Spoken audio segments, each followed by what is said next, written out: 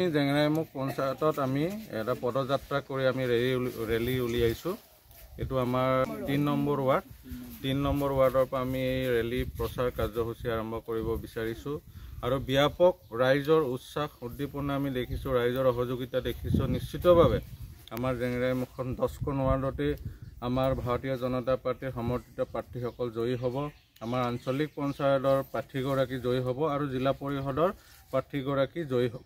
আৰু সমগ্ৰ মাজুলীতে আমি দেখিছোঁ এতিয়া আৰু মানুহে কংগ্ৰেছলৈ আৰু চকু নিদিয়ে। আৰু কংগ্ৰেছে 60 বছৰে দেশখনক যিটো লুটি পুতি খালে, দেশখনক পিছুৱাই নিলে, অসমখনক এটা সময়ত আন্দোলন নকৰিলে, টায়াৰ নজ্বলালে একো নাপায়, এনেকুৱা এক পৰিৱেশ সৃষ্টি কৰিছিলে।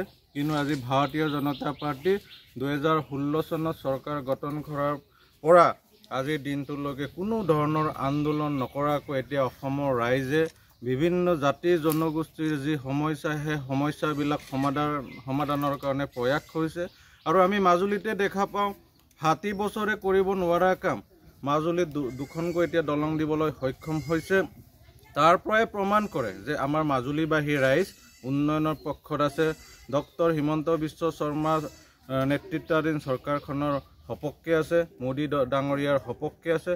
গতিকে এবাৰ মাজুলীবাসী ৰাইজে 20খন পঞ্চায়ততে আঞ্চলিক পঞ্চায়তত জয়ী কৰোৱাব আৰু আমাৰ 4খন জিলা পৰিষদত বিপুল সংখ্যক ভোটত জয়ী কৰাই এবাৰ প্ৰমাণ কৰিব যে মাজুলীয়ে আমাৰ উন্নয়নৰ পক্ষত আছে, ডক্টৰ হিমন্ত বিশ্ব শৰ্মা ডাঙৰীয়াৰ পক্ষত আছে আৰু আমাৰ মাননীয় প্ৰধানমন্ত্ৰী নৰেন্দ্ৰ মোদী ডাঙৰীয়াৰ পক্ষত আছে। কংগ্ৰেছে কৈছে মাধ্যমেদি কংগ্ৰেছক মই সুধিব বিচাৰিছোঁ যে APSC চাকৰি পাবৰ কাৰণে কংগ্ৰেছৰ দিনত দেখোন 60-70 লাখ টকা দিবলগীয়া হৈছিলে। ACS অফিচাৰ হ'বৰ কাৰণে দেখোন 1 কোটি টকা দিব লাগিছিলে। এইবিলাক কি ধন বলৰ কিবা প্ৰয়োগ নাছিলে নেকি? ভ্ৰষ্টাচাৰ, দুৰ্নীতি।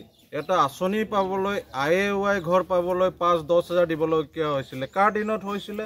নিবনুৱা যুৱক যুৱতীয়ে প্ৰতিভা টকাৰ স্বত্তেও চাকৰি পাবলৈ সক্ষম নাছিলে। MLAৰ লগত যাৰ ভাল, MLA মন্ত্ৰীৰ আত্মীয়সকলৰ বাহিৰে কোনো চাকৰি পোৱা নাছিল। এইবিলাক কি অসত্য নেকি? বা দলংখন দিয়া হৈছিলে নেকি কংগ্ৰেছৰ দিনত? মই কংগ্ৰেছৰ নেতাসকলক সুধিব বিচাৰিছোঁ। আৰু আপোনালোকৰ এতিয়া ৰাইজৰ ওচৰত কেম্পেইন কৰি ভোট বিচৰাৰ নৈতিক অধিকাৰ নাই। আৰু আমাৰ এই আংহতগৰাকী যে ইংলিছ হিন্দী কোৱা এই নেতাগৰাকীকো আমি সুধিব বিচাৰিছোঁ, আমি উঠি অহা প্ৰজন্ম হিচাপে সুধিব বিচাৰিছোঁ। আপোনাৰ দেউতাই 15 বছৰ মুখ্যমন্ত্ৰী আছিলে অসমত। আপোনাৰ দেউতাৰ দিনতে দেখোন APSCৰ কেলেংকাৰী হৈছিলে। 1 কোটি নিদিয়াকৈ ACS অফিচাৰ হ'ব পাৰিছিলে নেকি?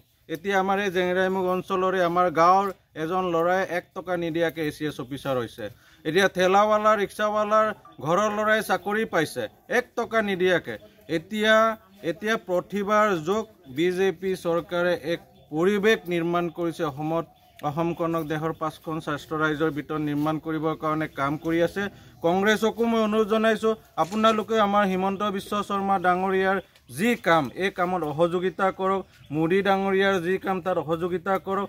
আপোনালোকে ধৰ্মীয় মেৰুকৰণ কৰি জাতি জনগোষ্ঠীক ভাগ বতৰা কৰি যি ৰাজনীতি কৰিছিলে, এই ৰাজনীতি কৰাৰ সময় নাই। আৰু এতিয়া উঠি অহা প্ৰজন্মই বুজি পায়, উন্নয়নৰ ভাষা বুজি পায়, স্বচ্ছ নিকাৰ কথা বুজি পায়। গতিকে এই কথাখিনি আপোনালোকে ৰাইজৰ ওচৰত গৈ ক'ব নালাগে, আপোনালোকৰ কথা কোনেও নুশুনে। এইবাৰ মাজুলীত 20খন পঞ্চায়তত 20খনে আমাৰ মিত্ৰজোঁটৰ প্ৰাৰ্থীয়ে জয়লাভ কৰিব, 4খন জিলা পৰিষদ জয়লাভ কৰিব।